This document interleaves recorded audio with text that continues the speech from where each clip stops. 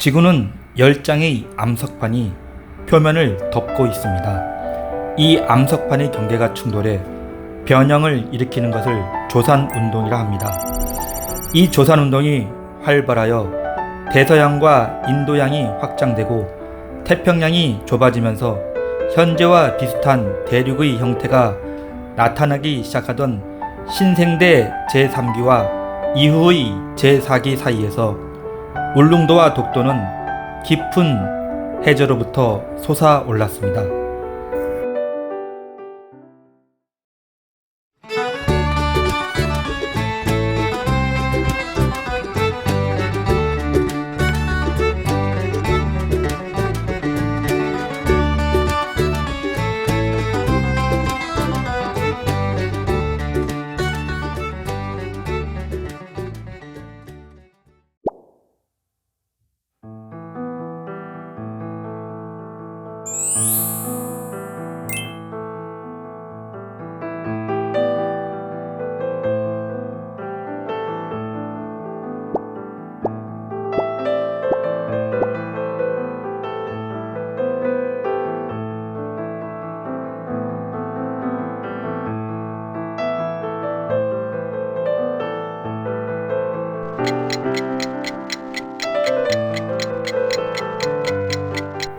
뉴 시다오 포로는 포항의 영일만 신항과 울릉 사동항을 왕복 운항하고 있으며 늦은 밤인 11시 50분에 포항을 출발, 울릉까지 약 6시간 30분가량을 항해하게 됩니다.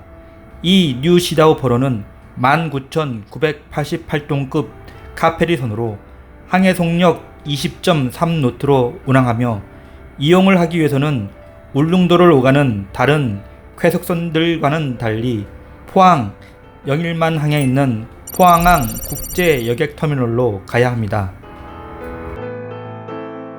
이 선박은 초기에 파나마 국적이었지만 지금은 우리나라 국적으로 원래 군산항 국제여객터미널과 중국 웨이하이시 시다오 구간을 운항하던 국제여객선이었습니다. 코로나로 인해 운항 중지된 이후 한동안 방치되었다가 울릉 크루즈라는 회사가 2021년 포항 울릉 대형 카페리 여객선 사업자에 선정된 후 용선 계약으로 3년간 임차한 후 2021년 9월 16일부터 포항 울릉 노선에 처음으로 취항, 그해 10월부터 정식 운항을 시작하였습니다.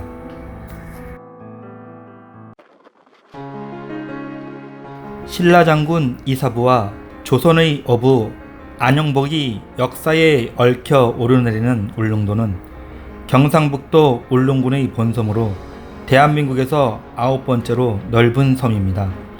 북위 37도선에 위치하고 있는 울릉도는 위도상으로 보면 서울의 강남과 거의 일치하고 있지만 우리나라에서 가장 눈이 많이 내리는 지역이고 겨울에는 난류가 흐르는 바다 한가운데 위치해 강남과 확연히 다른 기후 환경을 보이고 있습니다.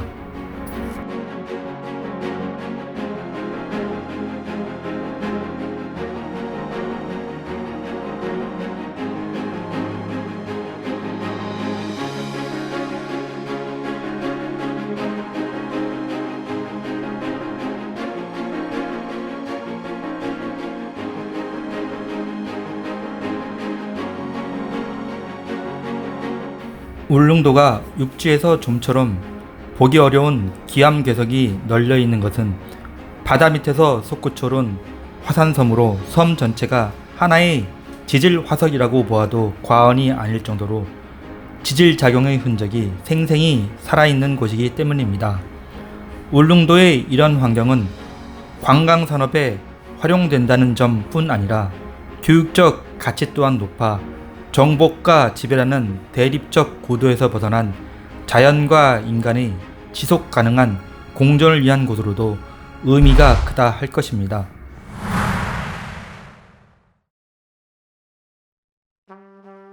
울릉도는 평균 수심이 깊은 동해바다 한가운데 있습니다.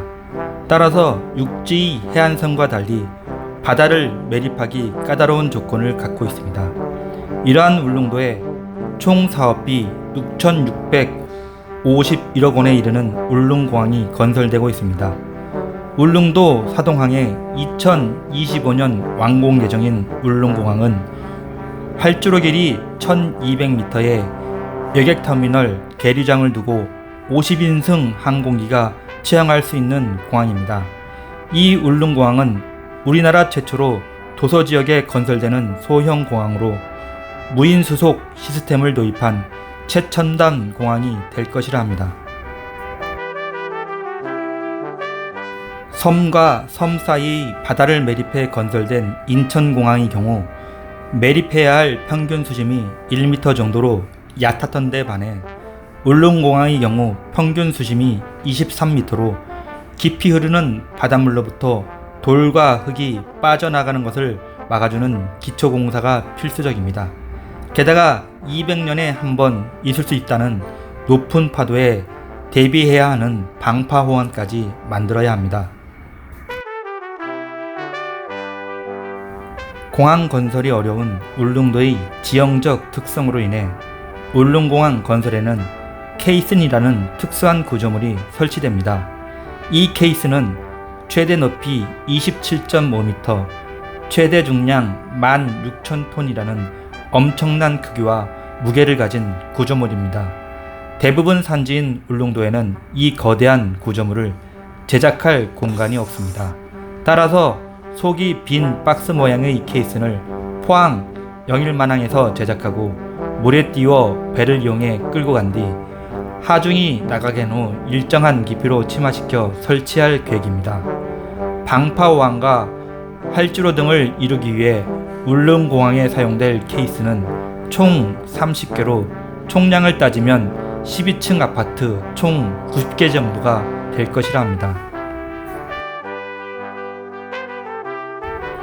이 울릉공항의 활주로는 당초 1100m의 길이로 계획됐다가 1200m로 늘어나 전투기 이착륙이 가능해 군 공항으로도 사용될 여지가 있어 울릉공항이 완공되면 울릉도는 관광지로서의 매력뿐 아니라 동해바다를 수호해야 하는 안보상의 가치도 더욱 늘어날 전망입니다. 울릉도에 도착한 다음날 울릉도의 남동쪽으로 87.4km 떨어진 대한민국의 최동단에 위치한 독도를 향하는 쾌속선에 올랐습니다. 독도의 기상 여건이 좋은 날이 별로 많지 않아 접안을 할 수 있는 날이 1년에 불과 50에서 60여일 정도에 불과하다 합니다. 날씨가 맑다고 해도 파도가 높으면 배가 접안을 할 수 없는 경우도 많아 오죽하면 3대가 덕을 쌓아야 갈 수 있다거나 하늘이 허락해야 갈 수 있다라는 말이 나올 정도인데 이날따라 비바람이 불고 있어 과연 독도에 발을 디딜 수 있을지 가는 내내 걱정을 했습니다. 독도에 대해 일본이 집요한 야욕을 부리기 시작한 계기는 러일 전쟁이었습니다. 1895년 청나라와의 전쟁에서 승리한 일본은 만주와 한반도에 대한 주도권을 놓고 러시아와 대립하던 차에 1904년 러시아 함대에 대한 기습 공격을 통해 러일 전쟁을 일으키게 됩니다. 이 당시 일본은 울릉도와 독도의 군사적 가치에 눈을 뜨게 됩니다. 마침 독도에서 강치를 잡고자 했던 시마네현의 수산업자가 한국 정부에 독도 이용 독점권을 요청할 계획이 있다는 것을 활용해 러시아 함대를 감시하기 위한다는 명목으로 지방 정부인 시마네현을 통해 독도를 불법 편입시킵니다. 이것으로 독도는 일본이 한반도 침탈을 위해 이용한 첫 희생물이 되었습니다. 한반도를 분단시킨 원인 제공자임에도 분단된 한반도에서 발생한 전쟁을 통해 경제가 부흥하는 기사회생한 일본은 얼마 전까지 한국 산업의 몰락을 바라며 소재에 대한 수출 규제를 하는 등 역사에 대한 반성과 뉘우침이 전혀 없이 오히려 우리나라에 대한 가해를 계속해오고 있습니다. 이러한 일본이 독도가 자신들의 땅이라고 주장하고 있지만 그들이 소유권을 증명할 수 있는 자료는 1905년 이전의 것이 단 하나도 존재하지 않습니다.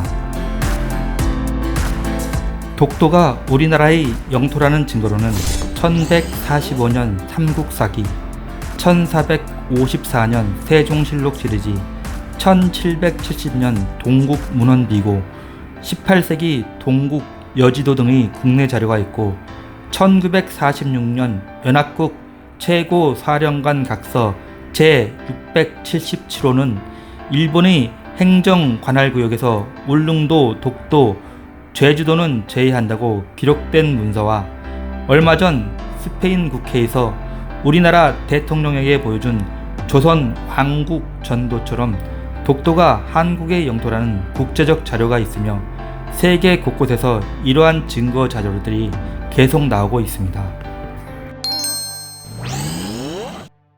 460만 년 전 수중 화산으로 탄생한 초기 독도는 수면 위로 성장하면서 격렬한 폭발을 일으켰습니다. 250만 년 전 화산 활동을 멈췄을 때 독도는 지금보다 수십 배 큰 화산체였습니다. 독도를 구성하는 퇴적암이 미처 굳지 않은 데다 침식 작용 때문에 독도는 빠르게 무너져 내렸습니다. 현재의 독도는 화산 분화의 바깥 테두리로 전체 중에 남서쪽 일부가 남아있는 것입니다. 화구는 독도 북동쪽으로 수백 미터 떨어진 바다에 있는 것으로 추정되는데, 독도가 처음 울릉도 크기였다면 지난 250만 년 동안 전체의 99%가 깎여나간 셈으로 지질학적으로는 수명이 얼마 안 남은 것으로 볼 수 있으나 수천 수만 년 안에 사라질 걱정은 없다고 합니다. 독도에는 현재 52명이 거주하고 있다고 합니다. 처음으로 주민등록을 이주하여 거주하던 사람은 최종덕이라는 분으로 1965년부터 1987년 사망할 때까지 거주했습니다. 그 후 김성도, 김신열 부부가 1991년 11월 17일부터 서도에 거주하며 어로 활동을 했으나 김성도 씨는 2018년 10월 21일 지병으로 별세했다고 합니다. 독도에 실제 거주하고 있지는 않지만 호적상 등재된 가구 및 인원은 2021년 현재 149가구이며 531명이라고 합니다.